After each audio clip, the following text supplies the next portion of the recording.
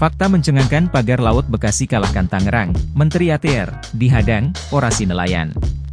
Menteri Agraria dan Tata Ruang Badan Pertanahan Nasional, ART, BPN, Nusron Wahid, mendatangi area pagar laut di perairan Paljaya, Desa Segara Jaya, Tarumajaya, Kabupaten Bekasi, Selasa, 4 Februari 2025. Setibanya di lokasi, Nusron disambut puluhan nelayan yang meminta pagar laut segera dibongkar.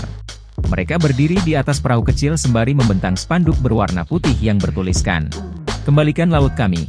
Bongkar, bongkar, kembalikan laut kami," teriak nelayan serentak dari atas perahu mereka. Nusron yang melihat aksi tersebut belum merespons sama sekali. Ia hanya fokus melihat bentangan pagar laut milik PT Tunas Ruang Pelabuhan Nusantara, TRPN, dan PT Mega Agung Nusantara, MEN, di lokasi tersebut. Mengetahui nelayan masih beraksi, Nusron kemudian mengajak mereka untuk sama-sama berdiri di atas pagar laut. Permintaan tersebut kemudian disambut baik para nelayan.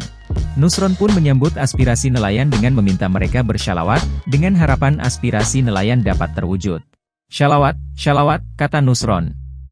Nelayan pun bersyalawat secara bersamaan sembari mengepalkan tangan. Nusron terkejut ketika mengetahui pagar laut di perairan Kampung Paljaya, Kabupaten Bekasi, sudah memiliki sertifikat hak guna bangunan, SHGB, seluas lebih dari 581 hektar. Luas sertifikat perairan di area pagar laut Bekasi jauh lebih besar dibandingkan dengan area pagar laut di Desa Kohot, Kabupaten Tangerang. 90,159 hektar perairan telah bersertifikat atas nama PT Cikarang Listrindo dan 419,635 hektar perairan bersertifikat atas nama PT Mega Agung Nusantara, MEN. Selain dua perusahaan tersebut, terdapat pula 11 individu yang tercatat mempunyai sertifikat hak milik, SHM, di perairan Kampung Paljaya dengan luas sekitar 72,571 hektar.